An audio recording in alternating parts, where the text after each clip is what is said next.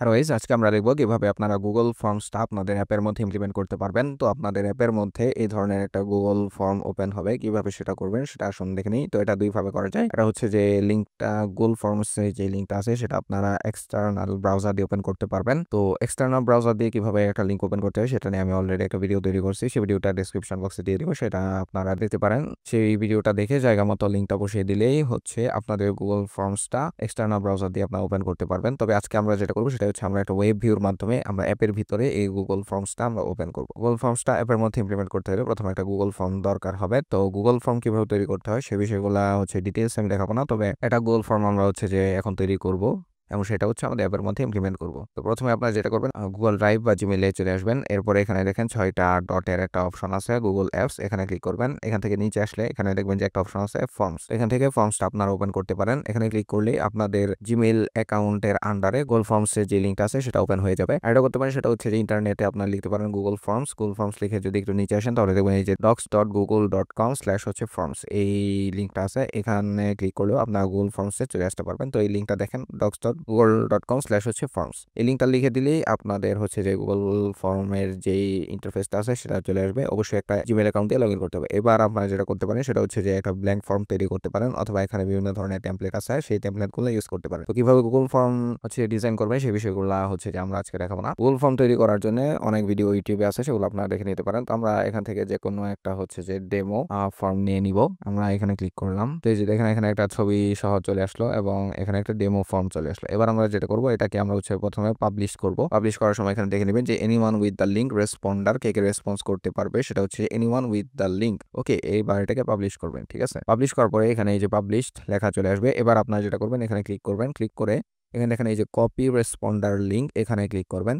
এবার এখানে একটা বড় লিঙ্ক আছে, চাইলে এটাকে শর্ট এন্ড ইউআরএল করে শর্টও করতে পারবেন, অথবা বড় লিঙ্কটাই আপনার কপি করতে পারবেন। তো শর্ট এন্ড ইউআরএল এ ক্লিক করলে এখানে লিঙ্কটা শর্ট হয়ে যাবে। এবার এটাকে কপি করে নেবেন, এরপরে সেভে ক্লিক করবেন। ঠিক আছে, তো আমরা আমাদের গুগল ফর্মসের যে লিঙ্কটা আছে সেটা পেয়ে গেলাম। এভাবে হচ্ছে যে আপনারা আপনাদের গুগল ফর্মের যে লিঙ্কটা আছে সেই লিঙ্কটা নিয়ে নেবেন। এবার আপনারা যেটা করবেন সেটা হচ্ছে অ্যান্ড্রয়েড স্টুডিওতে চলে আসবেন। এরপরে হচ্ছে নতুন একটা প্রজেক্ট আমরা ক্রিয়েট করব। আমরা ফাইল থেকে নিউতে যাব, এরপর নিউ প্রজেক্টে ক্লিক করব, এরপর এমটি ভিউজ অ্যাক্টিভিটি। এবার এটা আমরা একটা নাম দিয়ে দিব। ল্যাঙ্গুয়েজটা আমরা জাভা সিলেক্ট করব, এরপর এপিআইটা সিলেক্ট করতে পারবেন, এরপরে রুবি ডিএসএল এই অপশনটা যদি আপনাদের থাকে তাহলে সিলেক্ট করে দিবেন। এরপরে আমরা ফিনিশে ক্লিক করব। আচ্ছা, তো আমাদের নতুন একটা প্রজেক্ট ক্রিয়েট হয়ে গেল। এখানে মেইন অ্যাক্টিভিটি ডট জাভা আছে, এরপরে অ্যাক্টিভিটি মেইন ডট এক্সএমএল আছে। আমরা স্প্লিট ভিউতে চলে যাব। এবার এখানে একটা হচ্ছে টেক্সট ভিউ আছে, এখানে হ্যালো ওয়ার্ল্ড লেখা আছে। তো প্রথমে আমরা যেটা করব, এখান থেকে টেক্সট ভিউটা আমরা হচ্ছে যে কেটে দিব।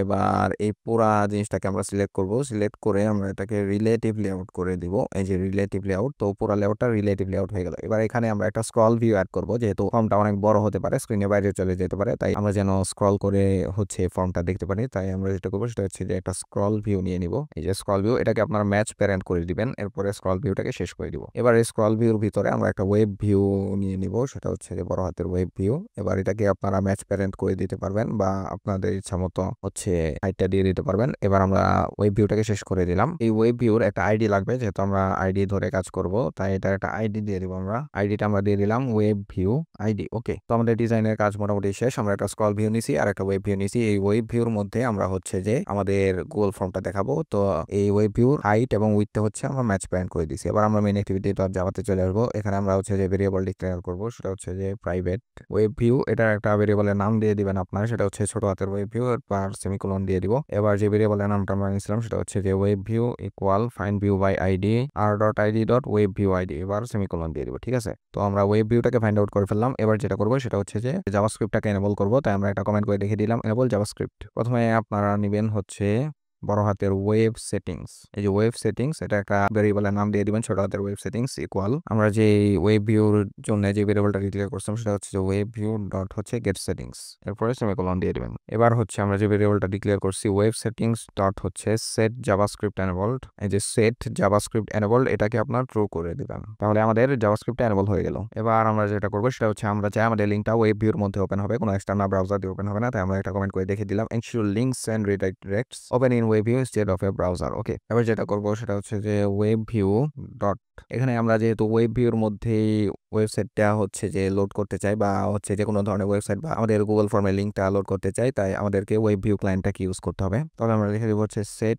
ওয়েব ভিউ ক্লায়েন্ট, ব্র্যাকেটের ভিতরে লিখবো হচ্ছে যে নিউ ওয়েব ভিউ ক্লায়েন্ট। ওকে, এবার আমরা হচ্ছে আমাদের গুগল ফর্মের লিঙ্কটাকে লোড করবো, তাই আমরা একটা কমেন্ট করে দেখে দিলাম লোড ইউর ওয়েবসাইট আর গুগল ফর্ম লিঙ্ক। তাহলে এবার যেটা করবো সেটা হচ্ছে যে ওয়েব ভিউ ডট হচ্ছে যে লোড ইউআরএল। ঠিক আছে, এই যে লোড ইউআরএল, এটার ভিতরে আপনার যেটা করবেন, আপনার প্রথমে হচ্ছে যে ডাবল কোটেশন দিবেন। তো এই ডাবল কোটেশনের ভিতরে আপনাদের যে গুগল ফর্মের লিঙ্কটা আছে সেই লিঙ্কটা দিয়ে দিবেন। তো আমরা যেটা করব, আমরা আবারও গুগল ফর্ম থেকে লিঙ্কটা নিয়ে আসবো, এই যে পাবলিশড, এখান থেকে আমরা হচ্ছে কপি রেসপন্ডের লিঙ্ক শর্ট এন ইউআরএল করে আমরা হচ্ছে যে লিঙ্কটা কপি করব। এরপরে আমরা হচ্ছে যে এই ডাবল কোটেশনের ভিতরে আমরা লিঙ্কটা দিয়ে দিব। ঠিক আছে, আচ্ছা এবার যেটা করতে হবে, আমাদের অ্যাপের মধ্যে ইন্টারনেট পারমিশনটা দিয়ে দিতে হবে। তো এখানে আপনার অ্যান্ড্রয়েড সিলেক্ট করবেন, এরপরে এই যে অ্যাপ থেকে ম্যানিফেস্টের ভিতরে আসবেন, এই যে ম্যানিফেস্টের ভিতরে আসলে অ্যান্ড্রয়েড ম্যানিফেস্ট ডট এক্সএমএল এই ফাইলটা আপনারা ওপেন করবেন। এবার এখানে আমাদেরকে ইন্টারনেট পারমিশনটা দিয়ে দিতে হবে। তো আপনারা আমার দেখা দেখি লিখে ফেলেন। তো আপনারা লিখবেন হচ্ছে অ্যাঙ্গুলার ব্র্যাকেট, এরপরে হচ্ছে যে ইউজেস পারমিশন। ওকে, আমরা এটা একটা নাম লিখে দেবো, সেটা হচ্ছে যে Android dot permission,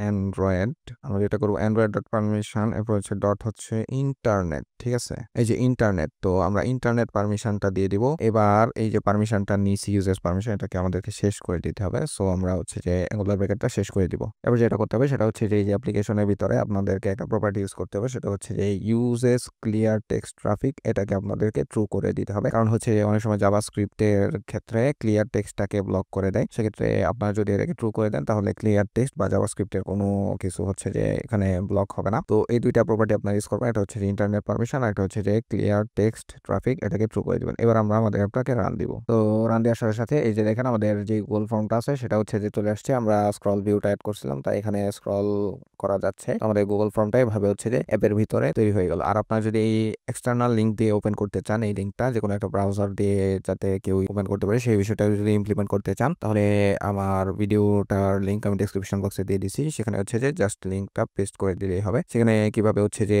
external link দিয়ে ওপেন করবেন সেটা আমি দেখাইছি, এবং লিঙ্ক পেস্ট করার জায়গায় আপনার জাস্ট আপনাদের গুগল ফর্মের লিঙ্কটা পেস্ট করে দেবেন, তাহলে হচ্ছে যে এক্সটার্নাল ব্রাউজার দিয়ে ওপেন করা যাবে।